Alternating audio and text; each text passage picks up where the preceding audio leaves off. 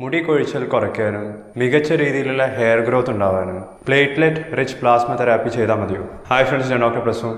ഇന്നത്തെ വീഡിയോയുടെ വിഷയം ഇതാണ്: പ്ലേറ്റ്ലെറ്റ് റിച്ച് പ്ലാസ്മ, അല്ലെങ്കിൽ ഷോർട്ടായിട്ട് PRP എന്നും പറയും. നിങ്ങളുടെ നാട്ടിലും പലതരത്തിലുള്ള ഡെർമറ്റോളജിസ്റ്റും കോസ്മെറ്റോളജിസ്റ്റും ഇപ്പോൾ platelet rich plasma therapy provide ചെയ്യുന്നുണ്ട്. നിങ്ങൾ PRP ട്രീറ്റ്മെൻറ്റ് ചെയ്യണോ വേണ്ടേ എന്നുള്ള തീരുമാനം ഈ വീഡിയോ കണ്ടതിന് ശേഷം നിങ്ങൾക്ക് എടുക്കാം. കാരണം ഈ വീഡിയോയിൽ ഞാൻ PRP എന്താണ്, ഇതെങ്ങനെയാണ് പ്രവർത്തിക്കുന്നത്, ഇതിൻ്റെ സൈഡ് എഫക്ട്സ് എന്തൊക്കെയാണ്, ആരൊക്കെയാണ് ഇത് ചെയ്യേണ്ടത്, ഇതെല്ലാം കവർ ചെയ്യുന്നുണ്ട്. സോ വെൽക്കം ബാക്ക് ടു ഡോഫോഡി. നമുക്ക് തുടങ്ങാം. ആദ്യം നമുക്ക് പ്ലേറ്റ്ലെറ്റ്സിനെ കുറിച്ച് പറയാം. നമ്മളുടെ ബ്ലഡിലുള്ള ഒരു തരത്തിലുള്ള സെല്ലുകളാണ് പ്ലേറ്റ്ലെറ്റ്സ് എന്ന് പറയുന്നത്. രക്തത്തിനെ ക്ലോട്ട് ചെയ്യിപ്പിക്കണമെങ്കിൽ, രക്തം കട്ട പിടിക്കണമെന്നുണ്ടെങ്കിൽ പ്ലേറ്റ്ലെറ്റ്സ് വേണം. ഡെങ്കിപ്പനി ഉണ്ടാകുമ്പം രക്തത്തിൽ കുറഞ്ഞു പോകുന്നതും ഇതേ പ്ലേറ്റ്ലെറ്റ്സ് തന്നെയാണ്. നിങ്ങൾ സാധാരണ ഒരു ബ്ലഡ് ടെസ്റ്റ് ചെയ്യാൻ പോവുകയാണെന്നുണ്ടെങ്കിൽ കൈയിൻ്റെ വെയിനിൽ നിന്നും ബ്ലഡ് എടുക്കുന്നത് കൂടിപ്പോയ 2 ml, ചിലപ്പോൾ 5 ml, ചിലപ്പോൾ 10 ml വരെ എടുത്തേക്കാം. ആ ബ്ലഡ് ഹോൾ ബ്ലഡാണ്.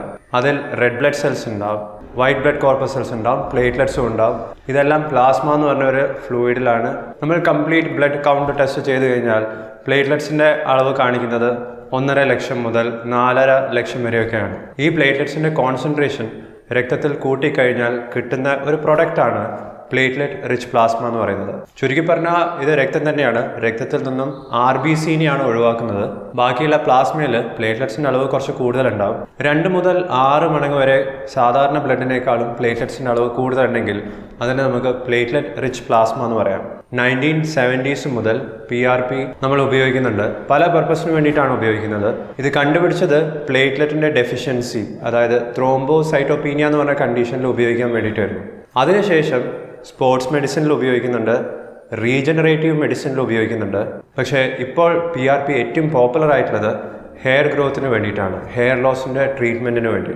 പ്ലേറ്റ്ലെറ്റ് റിച്ച് പ്ലാസ്മക്ക് ഇങ്ങനത്തെ കഴിവ് കിട്ടുന്നത് അതിലടങ്ങിയിരിക്കുന്ന പ്ലേറ്റ്ലെറ്റ്സ് കാരണം പ്ലേറ്റ്ലെറ്റ്സിൽ നിന്നും പുറത്തേക്ക് വരുന്ന പലതരത്തിലുള്ള സൈറ്റോകൈൻസും ബയോ ആക്റ്റീവ് കോമ്പൗണ്ട്സും മറ്റ് ടിഷ്യൂ ഗ്രോത്ത് ഫാക്ടേഴ്സൊക്കെ കാരണമാണ്. PRPക്ക് വൂണ്ട് ഹീലിംഗ് പ്രോസസ്സ് ഫാസ്റ്റ് ആക്കാൻ സാധിക്കും. ടിഷ്യൂവിനെ റിപ്പയർ ചെയ്യാൻ, നമ്മളുടെ സെല്ലുകളും ടിഷ്യൂസിനൊക്കെ എന്തെങ്കിലും ഡാമേജ് പറ്റിയിട്ടുണ്ടെങ്കിൽ അതിനെ റിപ്പയർ ചെയ്യാനുള്ള കഴിവുണ്ടെന്ന് പറയുന്നുണ്ട്.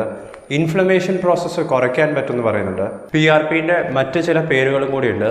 പ്ലേറ്റ്ലെറ്റ് കോൺസെൻട്രേറ്റ് എന്ന് പറയാറുണ്ട്, പ്ലേറ്റ്ലെറ്റ് റിച്ച് ഗ്രോത്ത് ഫാക്ടർ എന്നും ഇതിനെ പറയാറുണ്ട്. എങ്ങനെയാണ് പ്ലേറ്റ്ലെറ്റ് റിച്ച് പ്ലാസ്മ ഉണ്ടാക്കുന്നതെന്ന് പറയാം. അതിന് നിങ്ങളുടെ ബ്ലഡ് തന്നെയാണ് വേണ്ടത്. 10 മുതൽ 60 മില്ലി ബ്ലഡാണ് എടുക്കുന്നത്. വെയിനിൽ നിന്നും സാധാരണ ബ്ലഡ് ടെസ്റ്റ് എടുക്കുന്ന പോലെ ബ്ലഡ് എടുത്തതിന് ശേഷം ഒരു ആൻറ്റി കോയഗുലൻ്റ് ഉള്ള ട്യൂബിലാണ് കീപ്പ് ചെയ്യുന്നത്. സോഡിയം സിട്രേറ്റ് പോലത്തെ പലതരത്തിലുള്ള ആൻറ്റി കോയഗുലൻസ് നമുക്ക് ഉപയോഗിക്കാം. അതായത് അത് രക്തം കട്ട പിടിക്കാതിരിക്കാനാണ് ആൻറ്റി കോയഗുലൻസ് നമ്മൾ ഉപയോഗിക്കുന്നത്. ഈ ട്യൂബ് സെൻട്രിഫ്യൂജിങ് മെഷീനിലിട്ടിട്ട് കറക്കുകയാണ് ചെയ്യുന്നത്. സെൻട്രിഫ്യൂജ് ചെയ്യുന്ന സമയത്ത് ഇതിലുള്ള പലതരത്തിലുള്ള കോശങ്ങൾ സെറ്റിൽ ചെയ്യും, 3 ലെയറായി മാറും. ഏറ്റവും അടിയിൽ RBC, അതായത് റെഡ് ബ്ലഡ് സെൽസ് ഉണ്ടാവും. നടുക്കത്തെ ലെയറിലാണ് നമുക്ക് ആവശ്യമുള്ള പ്ലേറ്റ്ലെറ്റ് റിച്ച് പ്ലാസ്മ ഉണ്ടാവുക.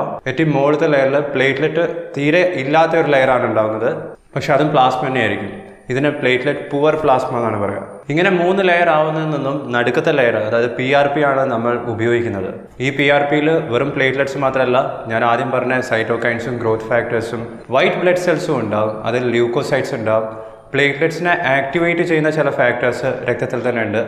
അതും ഈ PRPയിൽ തന്നെ അടങ്ങിയിട്ടുണ്ട്. PRP പ്രിപ്പയർ ചെയ്യുന്ന പ്രോസസ്സ് ഓരോ സ്ഥലത്തും വ്യത്യാസം ഉണ്ടാവും.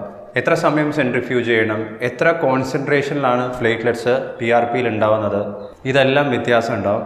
പക്ഷേ പൊതുവായി പറയുമ്പോൾ 2 മുതൽ 6 മടങ്ങെങ്കിലും സാധാരണ ബ്ലഡിലുള്ള പ്ലേറ്റ്ലെറ്റ്സിനേക്കാളും PRPയിൽ പ്ലേറ്റ്ലെറ്റ്സ് ഉണ്ടെങ്കിൽ നമ്മൾ എന്ത് ഇഫക്റ്റിന് വേണ്ടിയിട്ടാണോ ഇത് ഉപയോഗിക്കുന്നത് ആ ബെനിഫിറ്റ് നമുക്ക് കിട്ടുള്ളൂ.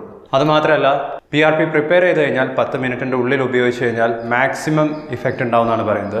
ഇത് പല സ്ഥലത്തും വ്യത്യാസം ഉണ്ടാവും.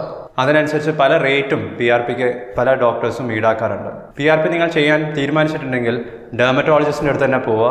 സ്കിൽഡ് ആയിട്ടുള്ള ഡെർമറ്റോളജിസ്റ്റിനാണ് ഇത് ചെയ്യാൻ സാധിക്കുന്നത്. ഡെർമറ്റോളജിസ്റ്റ് എന്ന് പറഞ്ഞാൽ സ്കിൻ സ്പെഷ്യലിസ്റ്റ് ആണ്. നിങ്ങളെ ബ്ലഡിൽ നിന്ന് ഉണ്ടാക്കുന്ന PRP ഡെർമറ്റോളജിസ്റ്റ് പിന്നെ ചെയ്യുന്നത് നിങ്ങളുടെ തലയോട്ടിയിൽ, സ്കാൽപ്പിൽ ഇഞ്ചെക്ട് ചെയ്യുക എന്നുള്ളതാണ്. അതുകൊണ്ടാണ് സ്കിൽഡ് ആയിട്ടുള്ള ഡെർമറ്റോളജിസ്റ്റിനെ തന്നെ കാണിക്കാൻ പറയുന്നത്. ഇഞ്ചെക്ഷൻ ടെക്നിക്ക് മികച്ചതാവുന്നതിനനുസരിച്ചിട്ടും മികച്ച റിസൾട്ട്സ് ഉണ്ടാക്കാൻ സാധിക്കുന്നതാണ്. സാധാരണ രീതിയിൽ PRPൻ്റെ ഒരു ഇഞ്ചെക്ഷൻ സെഷന് 6000 മുതൽ 10000 വരെയൊക്കെയാണ് ചാർജ് ചെയ്യാറ്. 6 മാസം കഴിഞ്ഞാൽ വീണ്ടും റിപ്പീറ്റ് ചെയ്യാൻ പറയാറുണ്ട്. പക്ഷേ PRPൻ്റെ കൃത്യമായിട്ടുള്ള ഡോസ് എത്രയാണ്, എത്ര ഇൻ്റർവെല്ലിൽ കൂടുമ്പോഴാണ് ഇത് റിപ്പീറ്റ് ചെയ്യേണ്ടത്, പ്രോപ്പറായിട്ടുള്ള ഇഞ്ചെക്ഷൻ ടെക്നിക്ക് എങ്ങനെയാണ്, ഏത് രീതിയിലാണ് PRP കൃത്യമായിട്ടും കോൺസെൻട്രേറ്റ് ഉണ്ടാക്കേണ്ടത്, ഇങ്ങനത്തെ കാര്യങ്ങളെക്കുറിച്ചുള്ള സയൻറ്റിഫിക് ആയിട്ടുള്ള ഡേറ്റ ഇപ്പോഴും അവൈലബിൾ അല്ല. ഇത് ഇഫക്റ്റീവ് ആണെന്നുള്ള കാര്യം സയൻറ്റിഫിക്കലി പക്ഷേ പ്രൂവൺ ആണ്. എല്ലാ തരത്തിലുള്ള ഹെയർ ലോസിലും PRP ട്രീറ്റ്മെൻറ്റ് ഇഫക്റ്റീവ് ആണ്. അത് ഫീമെയിൽ പാറ്റേൺ ഹെയർ ലോസ് ആണെങ്കിലും, ആൻഡ്രോജനിക് അലോപീഷ്യ ആണെങ്കിലും, അലോപീഷ്യ ഏരിയേറ്റ ആണെങ്കിലും, സിക്കട്രൈസിങ് അലോപീഷ്യയിലും, ഇങ്ങനെ പലതരത്തിലുള്ള അലോപീഷ്യ അല്ലെങ്കിൽ ഹെയർ ലോസ് ഉണ്ട്.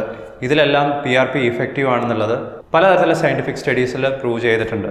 എന്തൊക്കെയാണ് PRP ട്രീറ്റ്മെൻറ്റിൻ്റെ സൈഡ് എഫക്ട്സ് എന്ന് പറയാം. ഇത് ഇഞ്ചക്ഷനാണ്, അപ്പോൾ ചെറിയ രീതിയിലുള്ള പെയിൻ ഉണ്ടാവും. ചിലർക്ക് തലവേദന റിപ്പോർട്ട് ചെയ്തിട്ടുണ്ട്. ട്രീറ്റ്മെൻറ്റ് എടുക്കുന്ന ഭാഗത്ത് ചിലർക്ക് ഇച്ചിങ് റിപ്പോർട്ട് ചെയ്തിട്ടുണ്ട്. ടെമ്പററി ആയി കുറച്ച് സമയത്തേക്ക് അവിടെ നീർക്കെട്ട് പോലെ ഉണ്ടാവാം.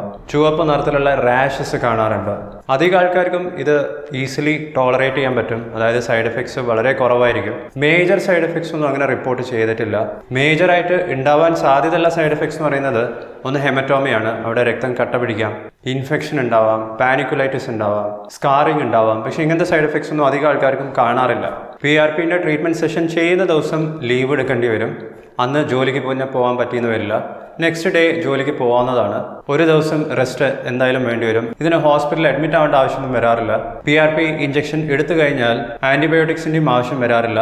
അലർജിക് റിയാക്ഷൻസും വളരെ കുറവ് മാത്രമേ റിപ്പോർട്ട് ചെയ്തിട്ടുള്ളൂ. കാരണം ഇവിടെ ഉപയോഗിക്കുന്ന ബ്ലഡ് പേഷ്യൻറ്റിൻ്റെ തന്നെയാണ്. ഇനി PRP എല്ലാവർക്കും ചെയ്യാൻ പറ്റുന്ന ഒരു ട്രീറ്റ്മെൻ്റ് അല്ല. നിങ്ങളുടെ പ്ലേറ്റ്ലെറ്റ് കൗണ്ട് ഓൾറെഡി കുറവാണെങ്കിൽ നിങ്ങൾക്ക് PRP ചെയ്യാൻ സാധിക്കില്ല. ബ്ലഡ് റിലേറ്റഡ് ആയിട്ടുള്ള അസുഖങ്ങളുണ്ടെങ്കിൽ, സ്കാൽപ്പിൽ ഇൻഫെക്ഷൻ ഉണ്ടെങ്കിൽ, ഇഞ്ചക്ഷൻ പേടിയുള്ളവർക്കൊക്കെ PRP കുറച്ച് ബുദ്ധിമുട്ടായിരിക്കും ചെയ്യാൻ. ഇങ്ങനെയുള്ളവരെ ചെയ്യാത്തത് തന്നെയാണ് നല്ലത്. മറ്റൊരു കാര്യം ശ്രദ്ധിക്കേണ്ടത്, PRP ചെയ്യുന്നതിൻ്റെ 2 ദിവസം മുമ്പെങ്കിലും പെയിൻ കില്ലേഴ്സ് എന്തെങ്കിലും ഉപയോഗിക്കുന്നുണ്ടെങ്കിൽ അത് ഒഴിവാക്കണം. NSAIDs വിഭാഗത്തിൽ വരുന്ന മരുന്നുകളാണ് പെയിൻ കില്ലേഴ്സ് എന്ന് പറയുന്നത്. ഇത്തരത്തിലുള്ള എല്ലാ മരുന്നുകൾക്കും പ്ലേറ്റ്ലെറ്റിനെ ബ്ലോക്ക് ചെയ്യാനുള്ള കഴിവുണ്ട്. NSAIDs വിഭാഗത്തിൽപ്പെടുന്ന മരുന്നിൻ്റെ ഉദാഹരണമാണ് എക്കോസ്പിരിൻ. ഹൃദയ സംബന്ധമായിട്ടുള്ള രോഗങ്ങളിലുള്ള എല്ലാവരും കഴിക്കുന്ന ഒരു മരുന്നാണ് ആസ്പിരിൻ അല്ലെങ്കിൽ എക്കോസ്പിരിൻ. ഐബിപ്രൂഫിൻ, മെഫനമിക് ആസിഡ്, ഡൈക്ലോഫിനാക്, എസെക്ലോഫിനാക് ഇതൊക്കെ NSAIDs പെടുന്ന മരുന്നുകളാണ്. ഇത്തരത്തിലുള്ള മരുന്നുകളൊക്കെ നിർത്തണം PRP ചെയ്യുന്നതിന് മുമ്പേ. സ്റ്റീറോയിഡ്സ് ഉപയോഗിക്കാൻ പാടില്ല. PRP ചെയ്യുന്നതിൻ്റെ 1 മാസത്തിൻ്റെ ഉള്ളിൽ റീസെൻ്റ് ആയിട്ടുള്ള ഇൻഫെക്ഷനോ, പനി, ചുമ, ജലദോഷം ഇങ്ങനത്തെ എന്തെങ്കിലും ഉണ്ടെങ്കിൽ അതെല്ലാം കഴിഞ്ഞ് 1 മാസം കഴിഞ്ഞതിന് ശേഷം മാത്രം PRP ചെയ്താൽ മതി. വിളർച്ച അല്ലെങ്കിൽ ഓൾറെഡി അനീമിക നിങ്ങൾ ട്രീറ്റ്മെൻറ്റ് എടുക്കുന്നെങ്കിൽ അതൊക്കെ കറക്റ്റ് ചെയ്തതിന് ശേഷം PRP ചെയ്താൽ മതിയോ. സിഗരറ്റ്സ് ഉപയോഗിക്കുന്നവർക്കും PRP അത്ര ഇഫക്റ്റീവ് ആവാറില്ല. കൺക്ലൂഷനിൽ എനിക്ക് ഇത്രേ പറയാനുള്ളൂ. PRP വളരെ ഇഫക്റ്റീവ് ആയിട്ടുള്ള ഒരു ട്രീറ്റ്മെൻറ്റ് ഓപ്ഷനാണ് ഹെയർ ലോസിന് വേണ്ടി. പക്ഷെ അത് എവിടുന്ന് ചെയ്യുന്നു, എത്ര തവണ ചെയ്യുന്നു, അതെല്ലാം നിങ്ങൾ PRP ചെയ്യുന്ന ഡോക്ടറിൻ്റെ സ്കില്ലിനനുസരിച്ചിരിക്കും. ഇതിൽ പലതരത്തിലുള്ള വേരിയബിൾസ് വരുന്നുണ്ട്. നിങ്ങൾക്ക് PRP ചെയ്യാൻ പറ്റുമോ ഇല്ലേ എന്നുള്ള കാര്യം അറിയാൻ ഓൺലൈനായി ഒരു ഡെർമറ്റോളജിസ്റ്റിൻ്റെ കൺസൾട്ടേഷൻ ഡോഫോഡി ത്രൂ ബുക്ക് ചെയ്യാവുന്നതാണ്. ഡോഫോഡിൻ്റെ വെബ്സൈറ്റ് ലിങ്കും ഫോൺ നമ്പറും നിങ്ങൾക്ക് ഇപ്പോൾ സ്ക്രീനിൽ കാണാം. PRPനെ കുറിച്ച് നിങ്ങൾക്ക് കൂടുതൽ എന്തൊക്കെയാണ് അറിയേണ്ടത് അത് വീഡിയോൻ്റെ താഴെ കമൻറ്റ് ചെയ്യുക. ഹെൽത്തി സ്കിന്നും ഹെയർ ലോസ് ട്രീറ്റ്മെൻറ്റിനെ കുറിച്ച് ഞാൻ ഇതിനു മുമ്പ് ചെയ്തിട്ടുള്ള എല്ലാ വീഡിയോസും ഈ പ്ലേലിസ്റ്റിൽ നിങ്ങൾക്ക് കാണാവുന്നതാണ്. ഈ വീഡിയോ നിങ്ങൾക്ക് ഇഷ്ടപ്പെട്ടാൽ ലൈക്ക് ചെയ്യുക. ചാനൽ സബ്സ്ക്രൈബ് ചെയ്തതിന് നന്ദി. ഞാൻ നിങ്ങളെ അടുത്ത വീഡിയോയിൽ കാണാം. ബൈ.